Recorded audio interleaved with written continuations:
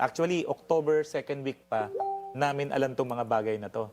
It took us 1.5 months to finalize this document. Why? Why was it so hard? I mean, the affidavit is... Of course, we have just a to check number yung of kanyang pages. relationship. Kasi sinasabi niya, kilala ko si VP Inday. Sabi ko, show us proof. Yeah. Well, Binigyan how ako did you ng- vet that? Chinek namin yung Facebook niya. Tapos nag-forward ng mga photos yung anak. Tapos na-screenshot namin yung mga pictures sa Facebook. Tapos 2 days ago, nawala na yung Facebook niya. Maybe somebody reported it or basta hindi na namin ma-open yung Facebook niya. Luckily, na-save namin yung mga photos doon sa Facebook account niya. Na-verify namin yung ECIP as registered sa SEC. Na-check Inday namin. Sara. Then sabi niya, may mga motor na binigay sa kanya si former president. Padala mo ako ng pictures. Okay.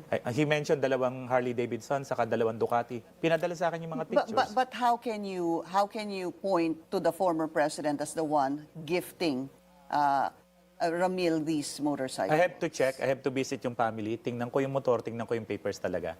Sa ngayon, what we have, yung photos na pinadala niya, sabi niya, hindi ko kayang bumili ng ganyan mga motor, attorney, Ducati, Harley, 4 yan. Binigay daw sa kanya yan. So, nabet namin yung relationship. Doon sa other allegation, of course, we have to open... Sorry sir, nasa plantilla ho ba siya ng NSC noon under former President Rodrigo Duterte? No idea. I cannot answer. No Okay. idea po. And because you were saying kay Vice President, sabi mo hindi po siya empleyado. Hindi siya empleyado. Hindi po siya empleyado. What are the next steps? I know you wrote the Office of the Ombudsman to look into this, no, and to also do a forensic on 3 of his cell phones that I'm assuming are still preserved. Ano po? Yes. What do you intend to?